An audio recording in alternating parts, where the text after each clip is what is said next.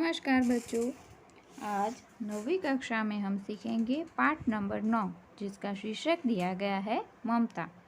इस पाठ के लेखक हैं जयशंकर प्रसाद जी। उनके बारे में थोड़ी सी जानकारी प्राप्त करें तो उन्होंने नाटक, कहानियाँ, निबंध और उपन्यास आदि कई सारी रचनाएं की हैं। उनके प्रमुख नाटक हैं चंद्रगुप्त, स्कंदगुप्त, ध्रुव स्वामिनी, कामायनी उनका सुप्रसिद्ध महाकाव्य है। और इस प्रकार बहुत सारे अभ्यासक्रम के अंदर उनके नाटकों के कई सारे अंश लिए गए हैं। तो यहाँ पर भी नाटक का एक छोटा सा अंश लिया गया है, उसके बारे में थोड़ी सी जानकारी प्राप्त करें तो जयशंकर प्रसाद द्वारा रचित इस कहानी की नायिका, यानी कि जिसे इंग्लिश में हम हीरोइन कह सकते हैं, नायिका है ममता। ममता विधवा है। रोहतास दुर्ग के मंत्री चूड़ामणि अपनी इस एकमात्र स्नेह पालिका पुत्री के दुख से अत्यंत दुखी हैं। यानी उनके जो पिता हैं वह मंत्री हैं राज्य के, रोहतास राज्य के मंत्री हैं, जिनका नाम चूड़ामणि दिया गया है। वो अपनी इस पुत्री के विधवा होने के कारण अत्यंत दुखी हैं। वे उसका भविष्य सुरक्षित करने का प्रयास करते हैं। उसे लगता है कि भविष्य में मेरी पुत्री को कोई भी तकलीफ नहीं होनी चाहिए। ऐसे कई सारे प्रयास वो करते हैं, किंतु पिता द्वारा भिजवाए गए स्वर्ण उपहारों को ममता लौटा देती है। उसके पिता मंत्री हैं, तो इस प्रकार उनके पास काफ़ी धन होने के कारण उन्होंने बहुत सारा सोना अपनी पुत्री को भिजवाया, लेकिन ममता ने वो सारा लौटा दिया। डोलियों में छिपकर बैठे पठान सैनिकों ने अगले ही दिन दुर्ग पर अधिकार कर लिया। यानी इस तरह पहले के समय में जिस तरह एक राजा पर छिपकर प्रहार किया जाता था, दूसरे राज्य के सैनिक उन पर आक्रमण करते थे और उस राज्य को वो दूसरा राजा हथिया लेता था।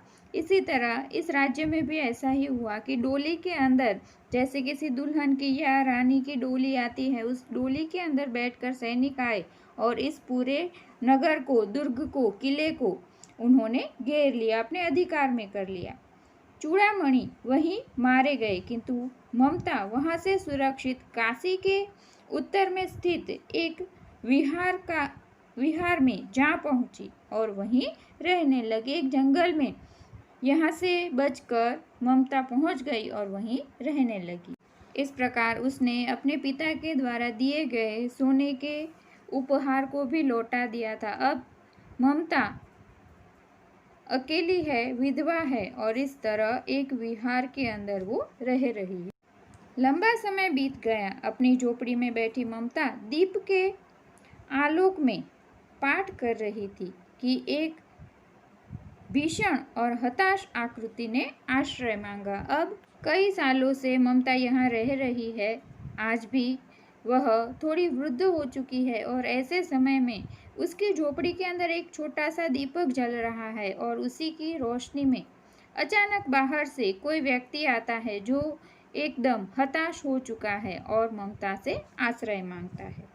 संकोच पूर्वक ममता ने अतिथि धर्म का पालन करते हुए उस पथिक को आश्रय दिया। यानी ममता पहले तो संकोच करती है कि कौन अनजाना व्यक्ति है, लेकिन उसे लगता है कि अतिथि है और मेरे पास आया है तो मुझे उसको आश्रय देना चाहिए। वह पथिक कोई और नहीं, राजा हुमायूं था, जिसने सुबह होने पर अपने एक सैनिक मिर्जा को इस वृद्धा की टूटी झोपड़ी बनवाने का आदेश दिया। यानी रात पर यहाँ पर आश्रय पाने के बाद वो सुरक्षित वापस लौट गया और अपने एक सैनिक मिर्जा को वो कहता है कि जहाँ पर मैं रुका था वहाँ पर तुम एक टूटी झोपड़ी है, वहाँ पर जाओ। ममता अब 70 वर्ष की हो चुकी है। 70 वर्ष की हो चुकी है।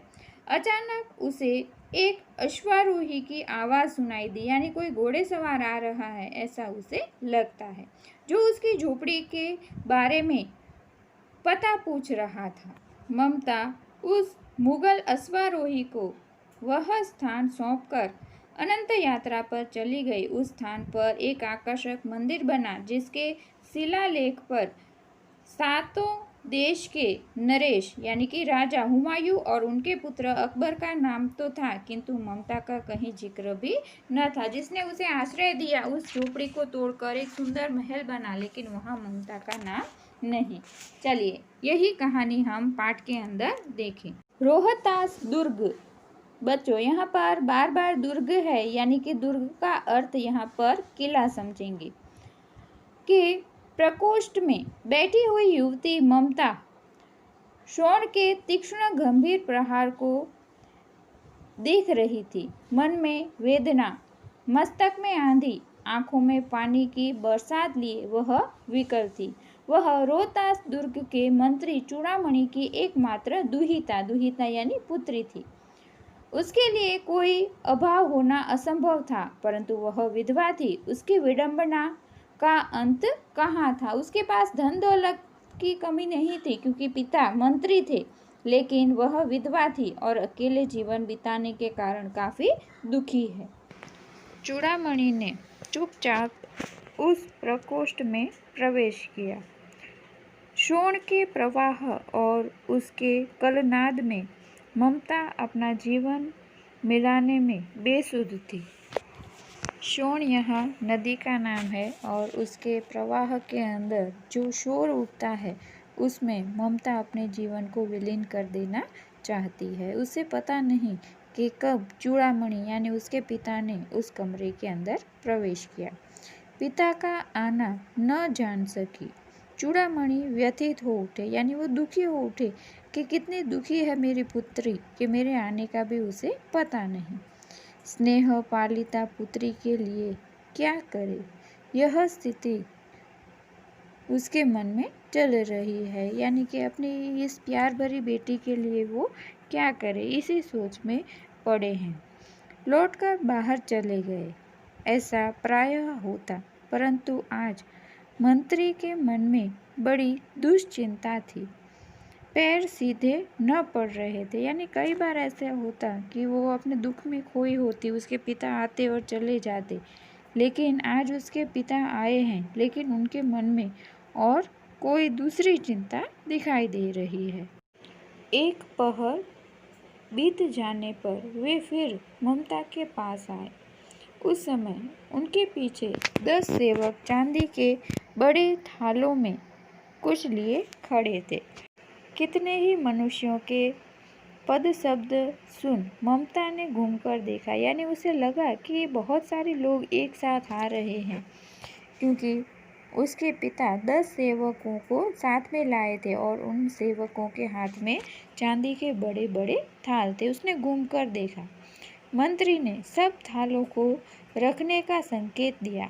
अनुचर थाल रखकर चले गए। सेवक वो थाल रखकर वहाँ से चले जाते। ममता ने पूछा, यह क्या है पिताजी? तेरे लिए बेटी, उपहार है, कहकर चूड़ामणि ने आवरण उलट दिया। उसके ऊपर जो सुंदर सा कपड़ा ढका हुआ था उसे हटा देते हैं। स्वर्ण का पीलापन उस सुनहरी संध्या में विकीर्ण होने लगा। ममता चौंक उठी। इतना स्वर्ण, यह कहाँ से आया? चांदी के बड़े बड़े थालों के अंदर बहुत सारा सोना था। उसे देखकर ममता चौंक उठती है। चुप रहो ममता, यह तुम्हारे लिए है। तो क्या आपने शत्रु का उत्कोच स्वीकार कर लिया? पिताजी, यह अनर्थ है। अर्थ नहीं, यानी कि क्या आपको दुश्मनों ने कुछ रिश्वत दी, उसे आपने ले लिया है? ये सही नहीं है, लौटा दीजिए पिताजी। हम लोग ब्राह्मण हैं, इतना सोना लेकर क्या करेंगे? उसके पिता चूड़ामणि उसे कहते हैं कि इस पतनोन्मुख यानी कि हार की कगार पर खड़े सामंत वंश का अंत समीप है बेटी। हम जिस राज्य के अंदर रह रहे हैं उसका अंत समीप है। किसी भी दिन शेरशाह रोहतास दुर्ग पर अधिकार कर सकते हैं। उस दिन मंत्रित्व न रहेगा। तब के लिए है बेटी, इसे स्वीकार कर लो। हे भगवान, विपद के लिए इतना आयोजन? परम पिता की इच्छा के विरुद्ध इतना साहस? पिताजी, क्या भीख न मिलेगी? क्या कोई हमें 2 मुट्ठी अन्न न देगा? यह असंभव है। फेर दीजिए पिताजी, मैं काँप रही हूँ। इसकी चमक आँखों को अंधा बना रही है। यानी अगर हम किसी भी हालत में होंगे तो भीख मांगकर भी जीवित रहेंगे, लेकिन इस धन को आप लौटा दीजिए, ये पाप का धन है।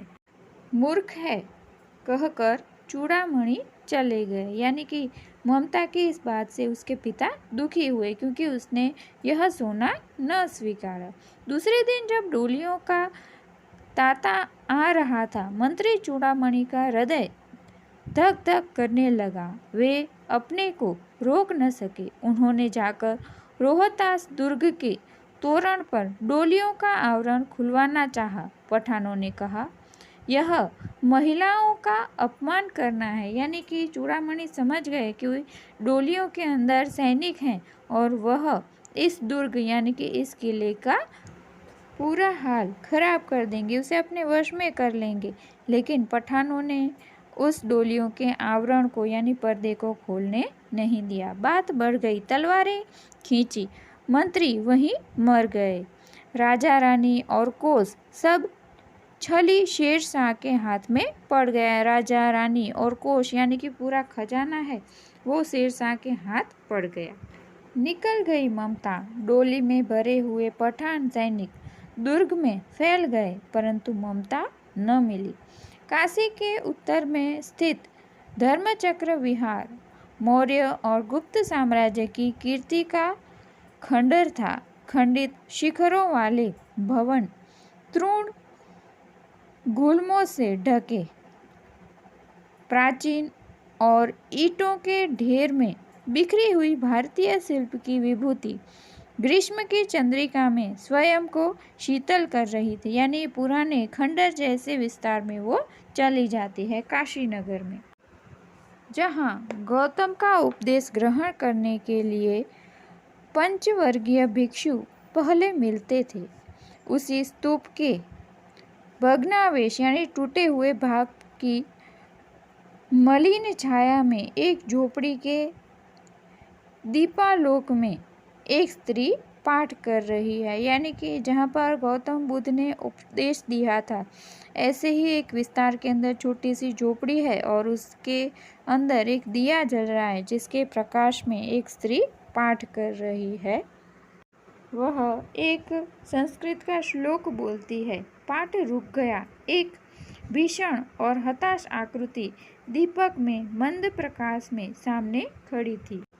स्त्री उठी। उसने कपाट बंद करना चाहा, परंतु उस व्यक्ति ने कहा, माता, मुझे आश्रय चाहिए। तुम कौन हो? स्त्री ने पूछा। मैं मुगल हूँ। चौसा युद्ध में शेरशाह से विपन्न होकर रक्षा चाहता हूँ। शेरशाह ने मुझे हरा दिया है। मैं यहाँ पर तुम्हारे पास शरण में आया हूँ। मेरी रक्षा होने दो। इस रात अब आगे चलने में मैं असमर्थ हूँ। मैं आगे नहीं जा सकता। एक रात के लिए मुझे आश्रय दे दो। क्या? शेरशाह? स्त्री ने अपने होठ काट लिए। हाँ माता, परंतु तुम भी वैसे ही क्रूर हो। वही भीषण रक्त की प्यास, वही निष्ठुर प्रतिबिंब तुम्हारे मुख पर भी है। सैनिक, मेरी कुटी में स्थान नहीं। जाओ, कहीं दूसरे जगह आश्रय खोजो। यानी उसे वहाँ से निकल जाने को कहती है। गला सूख रहा है, साथी छूट गए हैं, अश्व गिर गए हैं, इतना थका हूँ, इतना। कहते कहते व्यक्ति दम से बैठ गया। उसके सामने पूरा ब्रह्मांड घूमने लगा। यानी उस व्यक्ति को चक्कर आने लगे। स्त्री ने सोचा, यह विपत्ति कहाँ से आई? उसने जल दिया। मुगल के प्राणों की रक्षा हुई। वह सोचने लगी कि ये सब दया के पात्र नहीं। मेरे पिता का वध करने वाले आतताई घृणा से उसका मन विरक्त हो गया। उसे लगा कि इन्हीं लोगों ने भूतकाल में मेरे पिता की हत्या की थी और इनको मैं शरण नहीं दूंगी। उसके मन में घृणा और क्रोध उत्पन्न होता है, उसे नफरत हो रही है। स्वस्थ होकर मुगल ने कहा, माता, तो फिर मैं यहाँ से चला जाऊँ? स्त्री विचार कर रही थी, मैं ब्राह्मणी हूँ, मुझे तो अपना धर्म, अतिथि देव के सत्कार का धर्म पालन करना चाहिए, परंतु यहाँ नहीं, नहीं, ये सब दया के पात्र नहीं, परंतु यह दया तो नहीं, कर्तव्य करना है। तब मुगल अपनी तलवार टेक कर उठ खड़ा हुआ। ममता ने कहा, क्या आश्चर्य है कि तुम भी छल न करो, ठहरो। यानी कि तुम छल कर सकते हो, मुझे मार सकते हो, कुछ भी कर सकते हो, मैं तुम्हारे ऊपर विश्वास कैसे करूं, लेकिन तुम यहाँ पर अतिथि बनकर आए हो। मुगल ने कहा, छल नहीं, तब नहीं स्त्री, जाता हूँ। तैमूर का वंशधर स्त्री से छल करेगा? जाता हूँ, भाग्य का खेल है। यानी वह व्यक्ति भी ममता की बातों से दुखी हो जाता है और कहता है कि मैं तैमूर का वंशज हूँ, मैं स्त्री से कभी छल नहीं करता। ममता ने कहा, यहाँ कौन दुर्ग है? यह झोपड़ी है ना, जो चाहे ले लो, मुझे तो अपना कर्तव्य निभाना पड़ेगा। जाओ भीतर, थके हुए पथिक, तुम चाहे कोई भी हो, मैं तुम्हें आश्रय देती हूँ। इस तरह अपने पिता को मारने वाले के वंश को भी, यानी उसके वंशज को भी ममता ने आश्रय दिया। सब अपना धर्म छोड़ दें तो क्या मैं भी छोड़ दूं? मुगल ने चंद्रमा के मंद प्रकाश में वह महिमा में मुखमंडल देखा, यानी चंद्र की रोशनी में उसने उस स्त्री का चेहरा देखा। उसने मन ही मन नमस्कार किया। ममता पास की टूटी हुई दीवारों में चली गई। भीतर थके हुए पथिक ने झोपड़ी में विश्राम किया। ममता दूसरी तरफ दीवार के पास दूसरी छोटी सी टूटी दीवार वाली झोपड़ी थी, वहाँ पर चली जाती है और ममता की झोपड़ी में उस थके हुए पथिक ने विश्राम किया।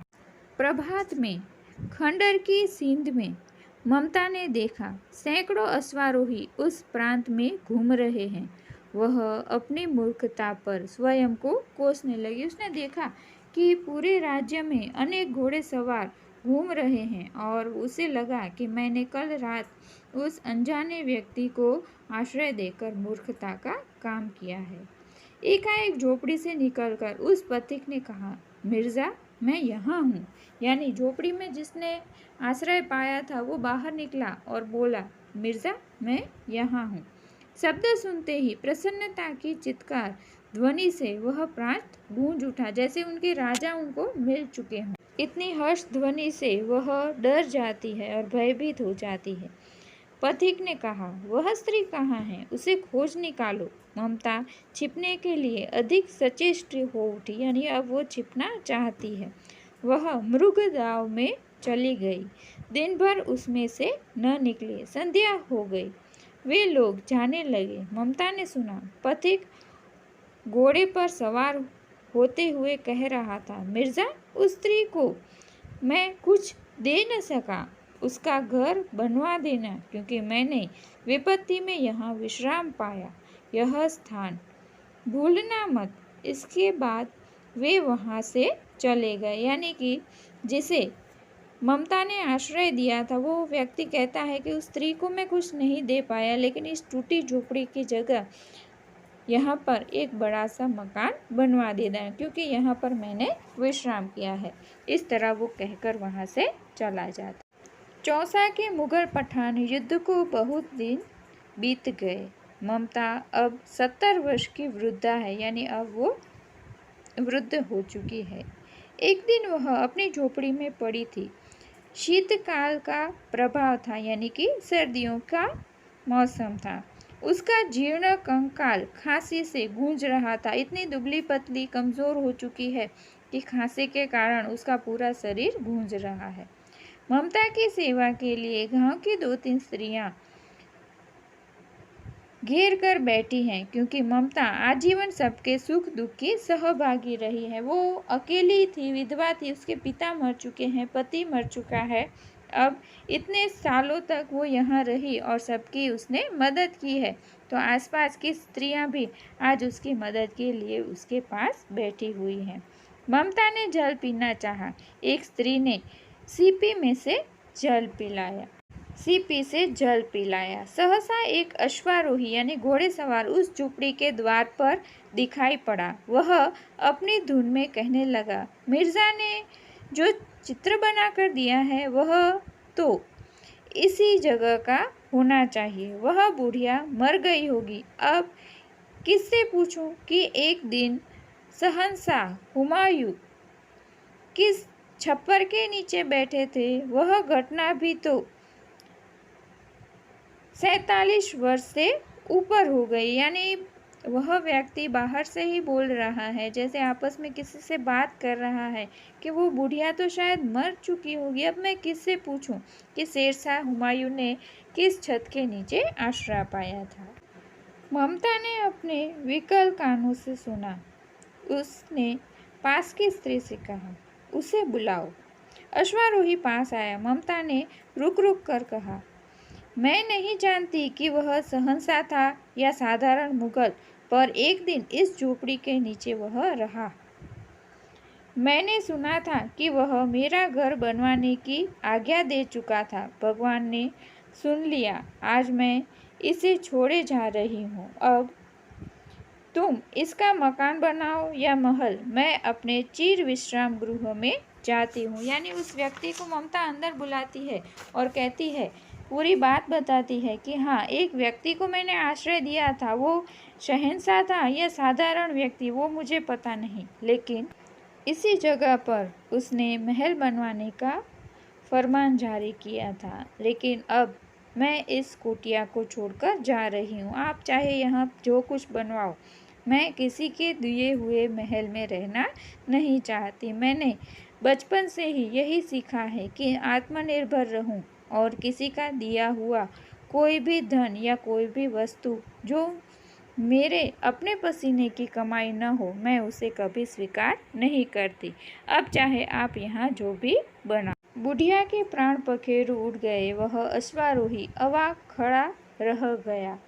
वहाँ एक अष्टकोण मंदिर बना और उस पर शिलालेख लगाया गया।